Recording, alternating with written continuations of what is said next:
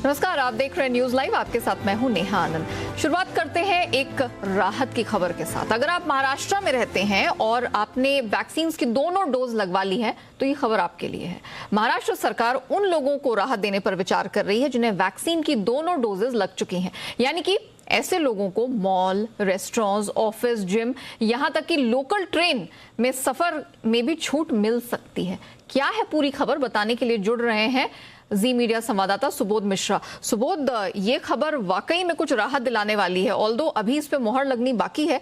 मुझे बताइए कहां-कहां छूट मिलती दिख रही, क्योंकि मुंबईकर्स काफी समय से, साल भर से ऊपर का वक्त हो गया है कि अब वो लोकल ट्रेन में सफर करने की खबर का इंतजार कर रहे हैं। बिल्कुल नेहा, ये काफी राहत भरी खबर है, क्योंकि अगर ये चीज महाराष्ट्र सरकार की तरफ से उस पर मोहर लग जाती है।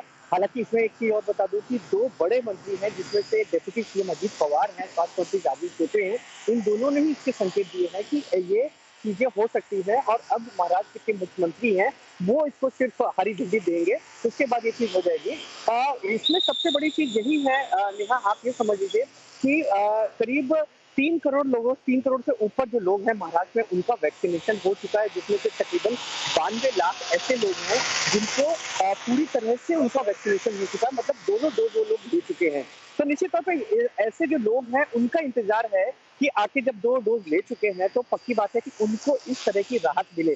उसी के चलते ही लोकल ट्रेन, जो मुंबईकर और मुंबई के आसपास के जो इलाके हैं वहां पर लोकल ट्रेन हो गई, रेस्टोरेंट, मॉल में जाने का अगर बात की जाए वहां की बात हो गई, सिनेमाघर है तो ऐसे लोगों के लिए वहां की बात हो गई, सिनेमाघर है तो ऐसे लोगों के लिए ही इस तरह की सहूलियत देने का मन बना रही है महाराष्ट्र सरकार, ताकि ऐसे लोग अपने ऑफिसेज भी जा सके और ज्यादा से ज्यादा लोग अगर इस तरह की चीजें होती हैं तो वैक्सीनेशन को लेकर के भी काफी बड़ा ये बूस्टअप होगा।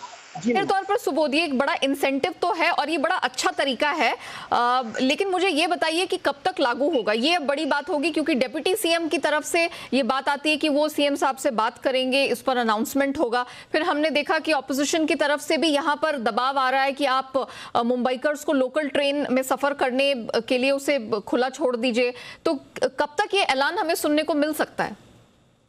नेहा, इस पे एग्जैक्ट अगर हम तारीख की बात करें वो तो अभी बताना मुश्किल है, क्योंकि अभी भी ये जो प्रस्ताव है ये अभी भी मुख्यमंत्री के पास है। जब तक मुख्यमंत्री इसको हरी झंडी नहीं दे देते हैं तब तक तो इसका लागू होना मुश्किल है। लेकिन अगर हम जानकारों की बात करें तो जानकार ये बोलते हैं कि ये उम्मीद की जा रही है कि अगस्त का जो पहला हफ्ता है उससे ये हो सकती है, ये चीजें संभव हो सके, क्योंकि जिस तरह से वैक्सीनेशन हो सका है, डबल डोज जो है वो भी काफी लोगों का हो चुका है। आखिरकार उनको, क्योंकि उनकी तरफ से भी काफी इस तरह की बातें आ रही है कि आखिर हमने जब पूरी तरह से वैक्सीनेशन करा लिया है तो आखिर हमें ये सारी जो रोक लगाई जा रही है, आखिर इसको हम खामियाजा क्यों भुगते।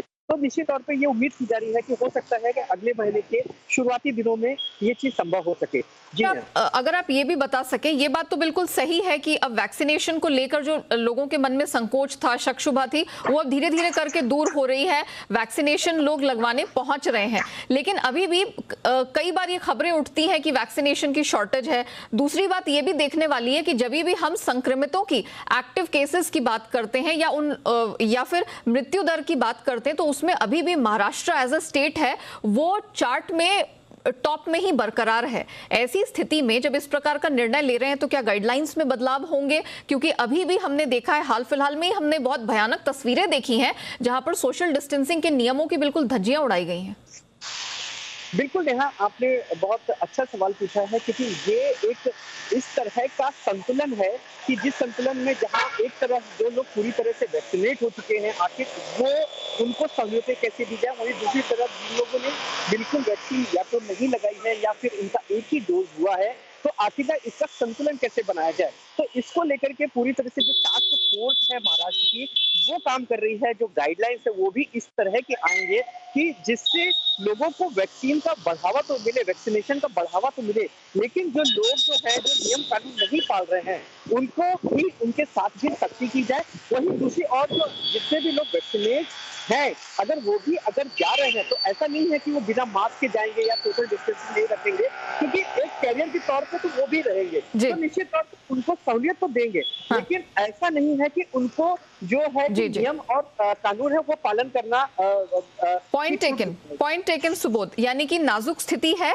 लेकिन इसमें भी अनलॉक और गाइडलाइंस में तालमेल बिठाकर चले तो काफी हद तक यहां समस्या से निजात मिल सकता है। शुक्रिया सुबोध हमारे साथ जुड़ने के लिए और उस पर सारी डिटेल्स रखने के लिए। इसी बीच अब आपको देश में कोरोना महामारी का भी अपडेट दे देते हैं, क्योंकि यहां पर संकट लगातार बरकरार है। बीते 24 घंटे की बात करें तो 41,000 से अधिक नए केसेस आए हैं, 507 लोगों की मौत हुई है।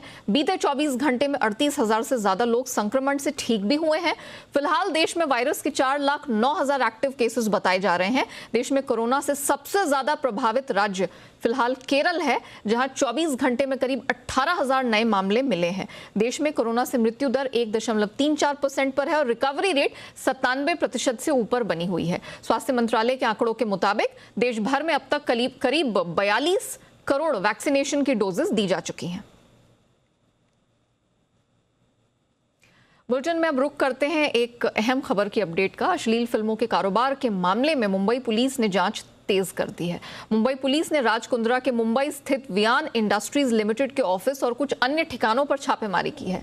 मुंबई पुलिस ने कुंद्रा के ऑफिस में लगे कुछ कंप्यूटर्स की हार्ड डिस्क को जब्त किया है, सर्वर्स को सीज किया गया है। इस खबर पर डिटेल लेकर जुड़ रही हैं मुंबई से मेरी सहयोगी एकता सूरी। एकता, 23 जुलाई तक अभी राज कुंद्रा पुलिस की हिरासत में भी है। इस मामले में क्या और डिटेल है आपके पास? जी बिल्कुल नेहा, 23 जुलाई तक राज कुंद्रा पुलिस की हिरासत में रहने वाले हैं। ऐसे में बहुत से खुलासे देखने को मिल रहे हैं। राज कुंद्रा ने ये कहकर अपना बचाव करने की कोशिश की थी कि उन्होंने जो अपनी हॉटशॉट ऐप है वो केंद्रन प्राइवेट लिमिटेड अपने ब्रदर इन लॉ जो उनके लंदन में प्रदीप बख्शी है उनको बेच दी थी। लेकिन राज कुंद्रा ने ये एक तरह से पुलिस को चकमा देने के लिए किया था, क्योंकि कहीं ना कहीं उन्हें ये अंदेशा था कि वो पुलिस की गिरफ्त में आ सकते हैं। खबरें ये भी सुनने को मिल रही है, जिस बात की अभी तक पुष्टि नहीं हुई, कि राज कुंद्रा ने करीबन 25 लाख की रिश्वत भी दी थी मार्च के महीने में, क्योंकि उन्हें मालूम चल गया था कि पुलिस का घेरा उनकी तरफ बढ़ सकता है।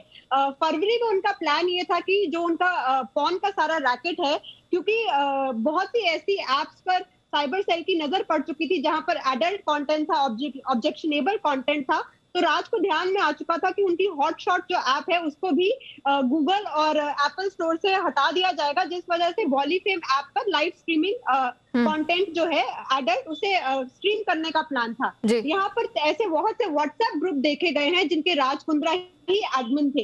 एक ग्रुप था जैसे कि अकाउंट, ये ग्रुप था, ये तय करता था कि किस एक्ट्रेस को हायर करना है, उसे कितने पैसे देने हैं और सारा उस जो ऐप का कंटेंट है वो कितने में दूसरी ऐप को बेचा जा सकता है। एक ग्रुप था ऑपरेशंस, जो कि ये तय करता था कि एडल्ट फिल्म जो है उसमें उसकी क्या कहानी होने वाली है, किस एक्ट्रेस को हम हायर कर सकते हैं।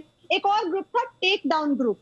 ये जो टेक डाउन ग्रुप था ये अहम इसलिए है क्योंकि राज कुंद्रा एक प्रॉपर सोचे समझे तरीके से एक पॉर्न रैकेट चला रहे थे। अब वो जो एडल्ट कंटेंट जब स्ट्रीम करते थे, दूसरे देश भेजते थे, यूके में भेजते थे, तो ये भी पैनी नजर रखते थे कि जो फिल्म उन्होंने बनाई है वो हॉटशॉट के अलावा, हॉट हिट के अलावा क्या किसी और ऐप ने भी कॉपी कर ली है।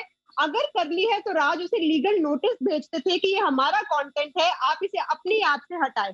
और जितने दिन आपने हमारा एडल्ट कंटेंट अपनी ऐप पे इस्तेमाल किया है, मुझे इतने लाख, मतलब एकता अब धीरे धीरे करके परतें खुलती चली जा रही हैं कि किस तरह से ये जो पोर्नोग्राफी का पूरा रैकेट है ये चलाया जाता था, व्हाट्सएप के जरिए चलाया जाता था और कितनी मोटी रकम वसूली जाती थी। पूरा ऑपरेशन यहाँ पर काफी समय से चल रहा था। शुक्रिया अब एकता हमारे साथ जुड़ने के लिए, वो पूरी डिटेल्स हमारे दर्शकों के सामने रखने के लिए।